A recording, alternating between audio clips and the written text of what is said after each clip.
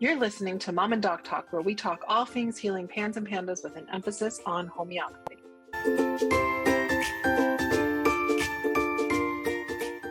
Hi, it's Jody, the mom of the Mom and Doc Talk podcast.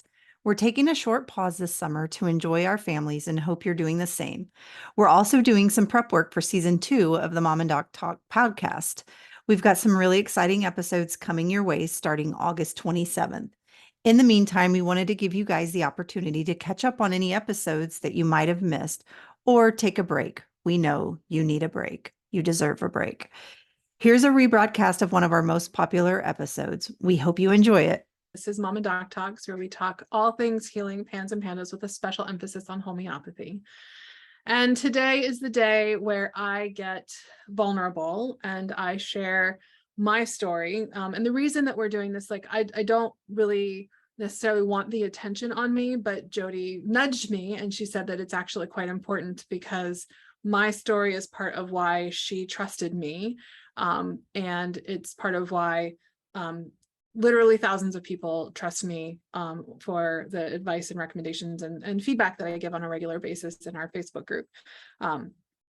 So Jody, I hate that I constantly am asking, like, anytime you start talking about your story, I'm like, oh, yes, like, go, like, talk about it.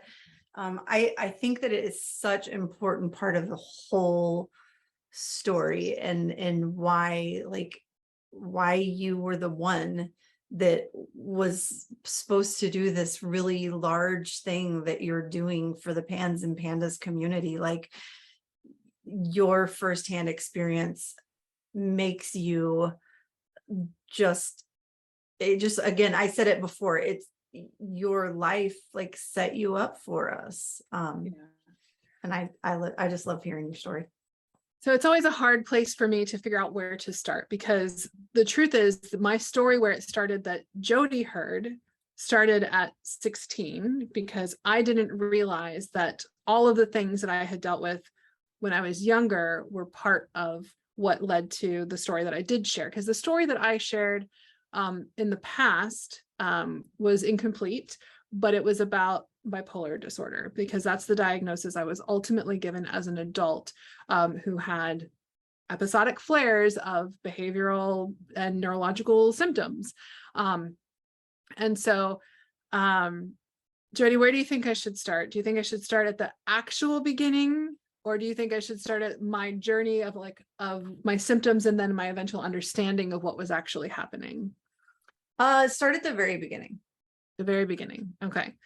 So, what I now understand to be part of my overall picture, my first remembrance or my first recollection of it was probably in elementary school, where I had always been like a pretty easygoing, relatively outgoing kid with maybe a little bit of like shyness that would show up here and there, like happens for most kids in like a very brand new situation.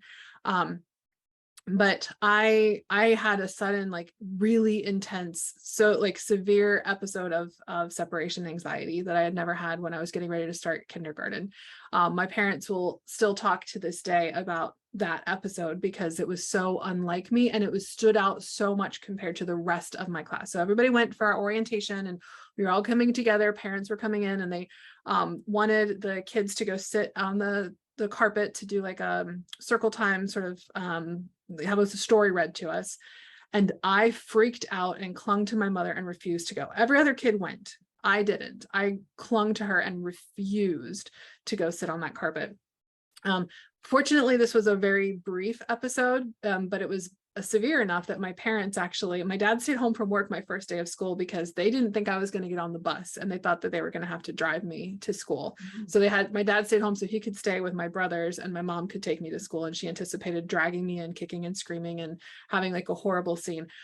Fortunately for them, like I just turned around and like waved goodbye because the episode had passed, and I was like, I got on the bus, just no problem, like bye mom, bye dad, and off I went. So I don't remember really clearly if there were other episodes. My mom could probably tell you if she came on, if she still remembers. I think that she's also been through a lot of stuff because she had another kid who had more severe PANS than me at an earlier age, and that ended up taking over a lot of her life. So I don't know how much she would really remember. The next thing I really remember, though, was the urinary incontinence that came up when I was in first grade. And I was a obviously fully potty trained kid. And I just like completely lost control of my bladder multiple times in inappropriate places. It wasn't even overnight. It was like in school. I remember so clearly when it happened in school. And there was another time, and I think there were times beyond this, but these two just stand out in my mind, because another one was in a friend's minivan on the way home from like a brownie meeting. And I was so embarrassed, and I didn't say anything to anybody. And like, I just stayed in my wet pee pants like the rest of the time, because I was so humiliated that this had happened. And I had no sensation that it was happening. It was just like, oh, I am suddenly wet. And I had a lot of like weird sensations in my genital area for a very long period of time, with my mom ended up taking me to the doctor and like trying to see if like had anything going on down there. And there was nothing that was going on. I think there was just, the pans having a flare of things. I had lots of episodes with like anger and irritability. I mean, I was kind of a rage-filled kid. I had, a lot of anxiety too. So I remember going to sleep at night, and my parents attributed it to unsolved mysteries. Do you remember unsolved mysteries, Jody, from when we were little kids? I absolutely do. Yeah. So they attributed it to unsolved mysteries, but it was extra, right? It was, I go to bed certain that whoever was on unsolved mysteries was hiding in my bedroom to kill me that night. And like, I would have these intrusive thoughts about all the ways they were going to kill me. And it usually involved that they were hiding under my bed and they were going to stab me through the mattress, no matter how they actually, like whatever they had done, that was always the thing. And so I had a lot of intrusive thoughts about that would give me a lot of fear at night. I had a lot of fear about fire too. And like, I was constantly trying to prepare myself, but like hope against fire, because we lived in one of those houses, like a raised ranch, or so it was like a 1.5 story jump out of a window. And I was always so afraid that I was going to have to jump out of my window to save myself from a fire in the middle of the night, and then I was going to get really hurt. And I remember seeing static in my sheets, like when you like lift it up and seeing like the static sparks. And I was certain that was going to cause a fire. And it caused like so much panic. I had a hard time falling asleep, and I would just lay in bed at night, every night, so afraid of how I was going to die. And were you telling your parents about all of these different things, or did you just keep it to yourself?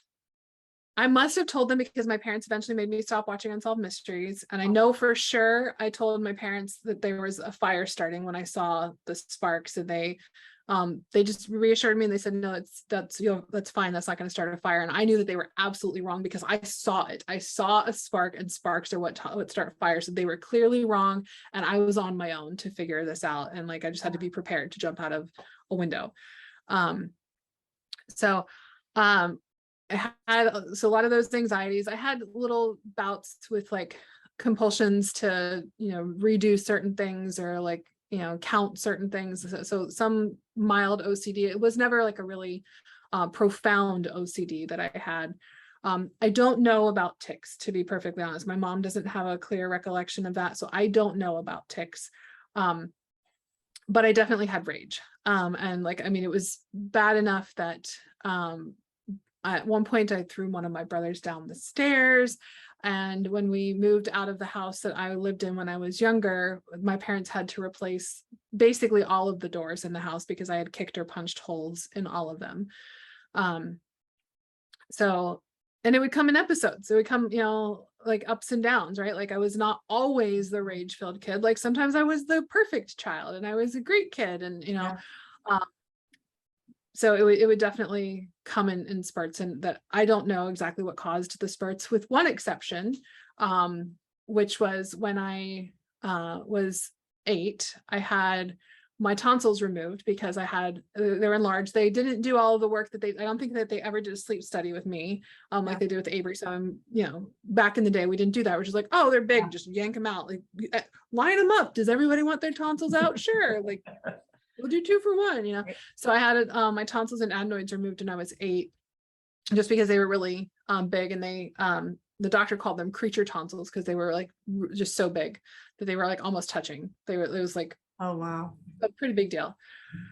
And so within like 2 weeks of getting my tonsils taken out, I ended up getting walking pneumonia, like with mycoplasma pneumonia. And then my grades started to like go down, and I had always been like the smart kid in the class, like the top of the class, like probably in that point, probably the smartest one in my class in that elementary school. And suddenly I was having reading comprehension issues, and I couldn't do math, and like I was having a hard time with like coloring and being neat with my coloring, and all those kinds of things that we see with like the cognitive regressions that occur. It passed, and I got through it. I also, I don't know if I've ever told you this part, Jody, during that time when I had the walking pneumonia, the mycoplasma, I was being treated with amoxicillin, and I found out that I was allergic to it. And so I had like this massive immune response going on between like trying to fight off this bacterial infection and then having an allergic reaction to the medication, hives and rashes and everything everywhere. And so I was a hot mess. It was a hot I mess. thought you were going to say you got better, but No, it made you worse. It made me worse. It made me worse. Of course, because you have the luck of a PANS kid. Yeah. So, and my mom wasn't watching for these things and like watching for, if I was better from antibiotics or whatever. So I don't know for sure. But I do know that happened, that like I had the allergy show up while I was also in the middle of this really big thing. And so, I still had like ups and downs and stuff, especially like rage would just show up when it wanted to. And then as I got older, when I got into puberty, which is a time when things shift for a lot of PANS kids, that especially if they're not treated or not treated with homeopathy and addressing the susceptibility, I had a shift to more moodiness, and there was a lot more like depression that would show up. And then by the time I was 16, I got taken to see a psychiatrist because my depression had gotten so bad, because I was coming home from school and I was just sleeping for hours. I would wake up to eat. I might do my homework, might not. Again, like top of the class kind of person that's suddenly not doing homework, not interested, doesn't care if like I'm not going to get a good grade if I'm not doing the thing. I just can't bring myself to do it. And so my mom took me to see a psychiatrist. Psychiatrist diagnosed me with severe clinical depression and then put me on an SSRI. And the SSRI did not do so well with me. It sent me through the roof. And like suddenly I had all of the energy in the world. I was hyperactive. I couldn't focus, like anger was coming up more. And so they labeled that eventually, like 8 years later, when I got help again, they labeled that as mania. But that's also a way that kids will sometimes respond to SSRIs if they have PANS, especially if it's a very high dose, because I was given a very high dose of this particular medication. I can't imagine how must that have made you feel? Number one, having episodes that were there, but not always there. And then all of a sudden having this diagnosis, then being put on a medication that made you feel even worse. Well, I thought it made me feel better because I wasn't depressed anymore. Right. So I didn't have any context for that. I was just like, I thought, so having the episodes, I was like, okay, well, especially when it was just rage, I was like, well, everybody's just being a jerk. Everybody's just like, this isn't me. They're all just being terrible. Right. Because I was also young. And so I just thought it was my brothers were jerks, or my parents were being mean, or something was unfair. And it wasn't my fault that I was angry and kicking holes in doors. Like they should just be better to me. When I did get the medication, I was like, okay, so I'm like crazy is what you're saying. I'm crazy. I have to go see a psychiatrist. And so that was really hard as a 16-year-old. And I, got dragged to therapists on a weekly basis and never said a word to the guy. I just basically sat there and I was like, this is awkward. I'm not going to talk to you. So it was pointless really to send me.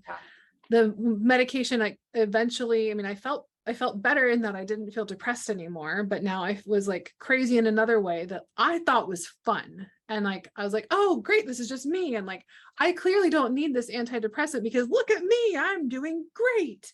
And so I stopped taking the medication on my own. I just quit it, and had more ups and downs. And every time I'd come back, I'm like, oh crap, it's back. And then I would just like do something. I would like honestly, I'd make a big change. The next time it came back really intensely, I was 18 and I was studying chemical engineering at Ohio State. And I basically started as a sophomore because of all of the AP classes I did in testing and everything. I tested like really like higher up. So I started as a sophomore. And I was a young sophomore too, because I graduated when I wasn't even 18 yet when I graduated high school. I was 17. And so I was in like the mix of all of this like really intense course of study. And I honestly tried to fail a class and didn't, because I wanted to like be able to retake it and have it like taken off of my transcript. So I tried to fail a calculus class, and everybody else apparently failed it worse because I didn't fail it. And so the curve bumped me up so that I passed. And I just was feeling like overwhelmed and frustrated and like getting really depressed again. And so I quit school and I joined the Navy. And so like I think it was responsible for some very important changes that happened in my life that might not have come had I been in a more stable place. Because everything led me to where I am now, and I wouldn't change where I am now. But it definitely made me feel like a crazy person at the time. Some drastic life-changing choices. Yes. Yeah. Like I was like, I quit school, joined the Navy. And I was like, I don't want to do chemical engineering. I don't know what I want to do with my life yet. I'm only 18. How are you asking me to figure this out? Yeah. So I just chose what was like the opposite of that for the Navy. And I became a linguist. I became an Arabic linguist. And, I had lots of ups and downs in the military too. And every time I'd come back, I always thought that like, me and like what people later called symptomatic hypomania or mania, I thought that was just me being me, and depression was me when I was sick. Mm-hmm. And so I eventually got to a depression that was bad enough that I couldn't pull out of it. Like it would fluctuate over time, like bipolar does, but also like PANDAS does, right? Yeah. And so I eventually got into a depression that was bad enough that I couldn't pull myself out of, and I was suicidal at that point. And so I reached out to the doctor and I got in urgently, and they went through my whole history and then said, oh, all of those times when you responded poorly to an SSRI and you had those fluctuations in your mood, that's bipolar disorder. And so I got that label and slapped on me, and I got put on a mood stabilizer, I got put on lithium and another antidepressant and a sleep medicine. And it made me so dull and like brain dead. This time I actually didn't try to fail a class, but I did. I ended up getting a D in a class and I had to retake it because I'd gotten started on this medication and I could not think. It felt like I was like sludge brain. And I couldn't think, and I had to, I didn't stand up for myself. I, of course, blamed myself for everything. And I was like, I just have to do this. And I didn't go and ask for support or ask for a medical withdrawal or anything like that. I just pushed through because I was in the military, and that's what you do. You drive on, right? I was in the military at the same time that I was going through my undergrad. So I was doing them simultaneously. So I ended up failing that class and had a lot more ups and downs as I went on and off medications, because the medications made me feel horrible. They destroyed my thyroid. Like they had all sorts of side effects, and I felt crazy on them and I felt crazy off of them, but the crazy off of them I at least got breaks from it. Like when I was on it, I felt crazy all the time. If I was off of it, I got breaks from the crazy. It just was, I couldn't predict when it was going to come about. Right. So I eventually got on and stayed on because I decided to go to naturopathic medical school. I actually decided at some point, like a year into the Navy, I decided I wanted to be a doctor. And so I was doing pre-med while I was an Arabic linguist, fighting 2 wars basically, and in military intelligence. It was intense. It was like a lot of stuff going on. And I'm grateful in many ways that I was unmedicated, because I wouldn't have been able to do that if I was. But Yeah, I was about to say, I have no idea how you managed all of that, school and life in general, with the ups and downs. Like, what it just, that must have been a lot of weight on your shoulders. It was, looking back on it, I didn't realize it at the time, or I just felt like it was, it was what I got. At one point I remember saying that I must have done something horrible in a past life, like kill the Dalai Lama or something, because I felt like I was being punished in this life for something that like I hadn't actually done. So, I mean, there were definitely times that it was very, very hard and very heavy. And so there were times I couldn't do anything, and I would just have to rely on that bounce back, and like the times that I could do everything. And that's what got me through, is the times that I could do everything made up for the times that I couldn't do anything. So eventually went to, so I got my diagnosis actually like about 6 months before I graduated from University of Maryland and got out of the Navy. It was actually simultaneously. I got out of the Navy 3 weeks before I graduated. So getting this diagnosis, I was like, okay, now this is like legit crazy. I thought I was crazy before with depression. This is legit crazy. You can't be a doctor if you're crazy. So I guess I have to take some time and like reassess. And I took a step back.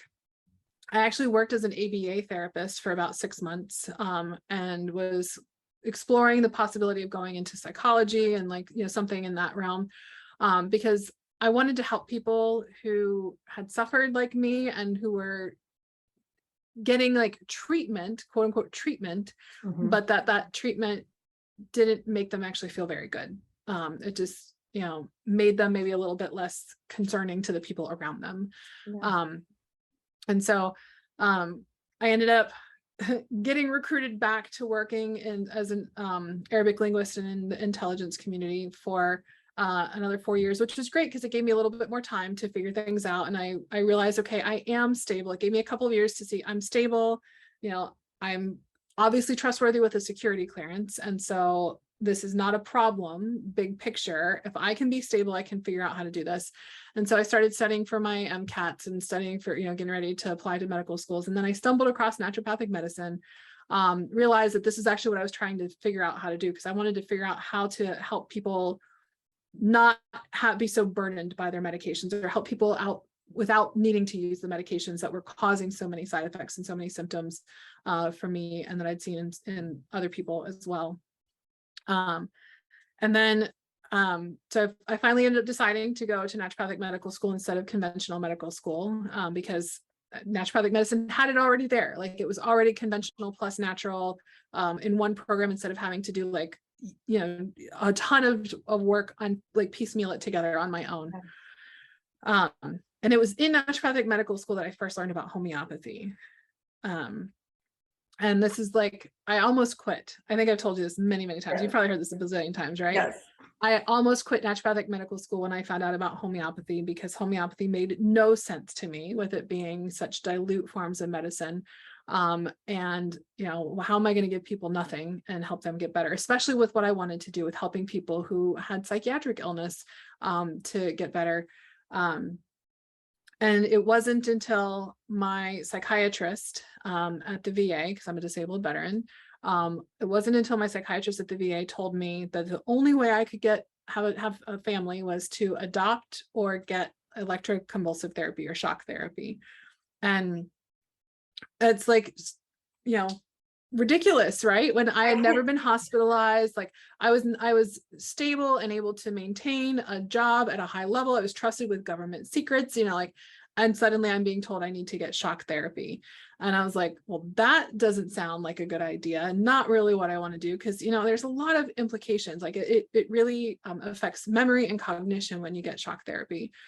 And so I happened to be going to a conference where somebody was presenting on homeopathy for bipolar disorder, and I decided to give it a try, because this sounds crazy. Homeopathy sounds crazy, but not as crazy as sending electrical currents through my brain. So worst case scenario, it fails and I go back to being on medications, and I start looking at, what the adoption process is if I want to have children. So as I said in a previous episode, I was so fortunate that like I'm actually a really fast responder, and I respond really well, and homeopathy proved very quickly to be very powerful. But I didn't trust it right away. And I was a really bad patient, honestly, because I was still on medication. I was still on lithium, and I was so suppressing all of my symptoms. And so I relatively quickly leaned myself off of the medication, because I was like, how do I know what's doing what if I'm using this plus this? And so, of course, I sent myself into an absolute tailspin because I stopped taking the medication. And so I just spun myself way up, didn't even realize that I was in a state and an episode, and just was fortunate that I'd already had an appointment scheduled with my doctor. And he said, okay, I think that you're manic right now. I need you to take another dose of your remedy, because I wasn't taking a daily dose. So I need you to take another dose of your remedy, and we'll have an appointment again next week. And again, I'm a very fast responder. Not everybody responds the way I do, but within 2 hours, I was calmer from that dose, and I was able to go and sit still at dinner. Whereas like in class before, I was like pacing back and forth, back and forth. I could not sit still. I was ready to quit school and move to Nicaragua for some reason. I don't know why Nicaragua. And just like saying some really off the wall, very bizarre things, because I was feeling things and I wanted to feel all of the stuff at once. So fortunately, like I said, I responded really well, and I didn't go back on medications. I just managed things with the ups and downs. But after I saw how powerful it was, I said, okay, I need to figure out how to use this. My healing journey was not fast. I mean, most PANDAS kids are working with their providers for a couple of years before they can go to as needed. For me, it took a little over 5 before I was like really basically fully healed and could just use things as needed when something showed up. And it wasn't an easy process. Like the start was really easy, but the middle was so messy. I want to know how did you stick with it? What you ask me this all the time. What made you stay? What made you stay with it? What made you stick with it? Stubbornness was one. It helped that I had seen the improvements early on, and I was like, well, if I've been there once, I can be there again. Like this can work for me. But I definitely had a lot of times that I was like three plus years in, year 3 and year 4. I had an awful lot of times when I was needing to change a remedy every week. I was getting like a little bit of improvement, and then I would fall back again, and a little bit of improvement and fall back again. Or sometimes it wouldn't work at all. If it just what the right remedy wasn't selected. And I definitely had times I was like, am I just the person that this isn't going to work for? Or is this, and I had doubts too, like, is homeopathy even really a thing? Was this all in my mind before that I was getting better? And so there was some aspect of stubbornness that kept me there. And I think the other part was like, well, what else are my options? I could go back on this medication that I feel terrible on. I'd tried other things too. I'd tried dietary changes. I'd tried supplements. I'd tried lots of things. Nothing else worked. This is the only thing that like ever had given me relief, and like relief in a way that I felt better and stable, but still felt like me. Yeah. And so I think that's one was like, what else do I have? I don't really have anything else. And I've seen something, so I know I can get there again. And so just sheer stubbornness kept me going at it. But it was really hard because I had 2 major regressions in those like my 4th year of treatment. I had 2 massive regressions, and I felt like I was back to the beginning. Like had a really intense episode that was of course at the time labeled as mania, and you could still label it as mania, where, I mean, I even had some psychotic symptoms show up that like my distortions of like the world around me, like my visual distortions and that kind of thing, like it didn't match up with what was really happening. And another suicidal depression came up as well. And so of course that was devastating to me. I'm like, how am I having the worst manic episode I've ever had, and a really, just as bad as my last suicidal depression? How am I having this come up again after all of these years of treatment? But the reality is that within a year of that was when I was done, and like recovered, and to the point that like I met my husband within a year of that, and he has never seen me have an episode. And so it's one of those things that, and we'll talk about this in future episodes where we talk more about the specifics of homeopathy, but sometimes you have like a PANS kid. I don't really see this in other conditions so much, but PANS kids oftentimes have a big drop back so that it's like the last hurrah from the body to show, here's what I got. Here's what my susceptibility encompasses. Do something with this to get a remedy to like catapult healing to like that next level. So that's my story. Is there any part of it that you remember that I missed out? Because it's, we're both having a hard time remembering all the things from our stories and trying to tell them succinctly. So I'm sure that we'll both remember things as we're continuing through this podcast. Yeah. I don't think anything specifically that I remember. I think it's just so every time you tell your story, a little bit different of a way, a little bit different time, like different age, but you literally went through the exact same thing that Avery went through, as far as like the symptoms, the ups, the downs, the things not working for her, just not the right meds or not the right result that you were looking for. And then that process of, figuring out that, or maybe opening up your mind to homeopathy, but also still, and this is one thing that I really super appreciate is, your what's the word I'm looking for? Your doubt of homeopathy. What I'm missing the word. Oh, my skepticism. Skepticism. There you go. Your skepticism. I feel like that is part of what kept me going, was that like, I felt like Avery was the one that this wasn't going to work for. And I had doubt about homeopathy, but you had doubt about homeopathy too. And it worked for you. It worked well for you. So it just, there's so much, like I just relate, because I see in your story, I see what happened with Avery too. And I'm just, I'm super, super grateful. I hate that it like breaks my heart listening to you talk about all of those things that happened when you were younger and when you were unwell. And, but it was literally what walked you right to us as the PANS community. And thank goodness you opened your mind up to homeopathy. I am so grateful that I opened my mind up to homeopathy. And I still have times where I'm skeptical and I'm like, really? And there's more and more research, and we'll do an episode about research and things that we understand about how homeopathy works, and like more things that we're learning about it as we learn more. But there's still that part of me, like my undergrad is in physiology and neurobiology. So there's still part of me that like, I want to understand what's actually happening in the body with homeopathy, why it's effective. But the scientist in me, the kid who went to summer science camps, like I can't ignore that, like with the scientific method, that if we apply this one thing, this one change, and we see these changes that come and it's repeatable, it's due to the homeopathy. It's not coincidence, right? It took me actually working with the PANS community and working with a lot of people in the PANS community. First the universe sent PANS to me, and PANS mom sent more PANS to me.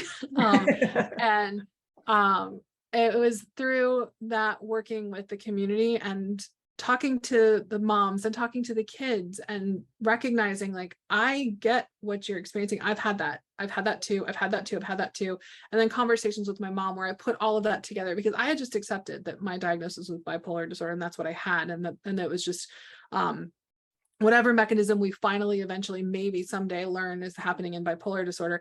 I think we're actually going to figure out it's all PANS, right? Someday we're going to figure out a lot of mental health conditions are actually immunological conditions. And so it was through talking with my mom and realizing first, actually, that my brother had PANS, because he had a very clear onset, suddenly very afraid he was going to die, would not sleep alone, taking over things with my parents, and like also a very smart kid that suddenly wouldn't go to school and wouldn't do his work, and like just all of the things that you typically see with a PANS kid. So he was the sudden rapid onset, very characteristic, very clear. I was the like gradual little points over time that sort of, in retrospect, you can look at and be like, oh, that all makes sense now together as one picture of what's going on. So I'm grateful that I got an opportunity to learn from the community, and that the universe kept sending PANS to me. And I'm even more grateful that I did open my mind to homeopathy because I have a little girl now. And so it felt like it came full circle, that like hopes of her is what led me to be willing to try homeopathy. And now she's here. And because PANS can have a tendency to run in families, I am aware that my daughter is susceptible to PANS. And so I have to continue. I have to continue the fight because I could be your kids. Your family is my family. My kid could be your kid someday. And I'm hoping that I need to, I can do everything I can to keep her healthy and to keep all of these kiddos healthy, because I think that ultimately there's a gift for all of the kids who've experienced PANS and who get to recover and come out on the other end, like there was for me. I don't know, they're not all necessarily going to go on to become homeopaths that are healing PANS. They might not even do anything in the PANS community, but they're going to be able to do things that they never could have done if they were on suppressive psychiatric medications and things that just like dull them down, or that only sort of work, and that they're still paralyzed by their fears and their OCD and their anger and their tics and all of the things that would prevent them from going about living a typical life. And I just can't wait to see what's going to happen with all of these kids. I personally think that the PANS kids are going to save the world. Oh yeah, the PANS moms are going to teach the world, and then the kids are going to save the world. Yes. So that's my story. I think we'll wrap for here, unless you've got other questions for me, Jody. No, I don't. Just thank you for telling your story. I can't help but think that there will be an adult or two that listen to this and make some connections for themselves. And I hope so. I feel like there's so many adults, even like in my direct connection, that I'm like, oh, okay, well, I see those diagnoses, but then there's these other pieces. And I think that happens for so many of us, that we stumble onto this PANS thing, and then all of a sudden it's like, oh, those things happened to me. Okay, maybe I wasn't like an ADD mess kiddo. Maybe I wasn't like this and that, and all of these labels that I have carried for so many years. Maybe that was something else. So my hopes is that someone gets to listen to this and learn from you and your story. Maybe someday you'll tell your story too, Jody, since you're one of those parents who realized some things about yourself as you were going through the process. Maybe. In our upcoming episodes, we're going to talk more about the specific journey of homeopathy that Jody and Avery went through, and give you a lot more nitty-gritty details about what healing with homeopathy looks like, and do some teaching about how to navigate your own healing with homeopathy. And we'll dive into more specific topics about navigating life with PANS and PANDAS with your kids, with your spouse, with your family as a whole, and all things related to healing PANS and PANDAS. So we'll see you guys on the next episode. Bye, guys.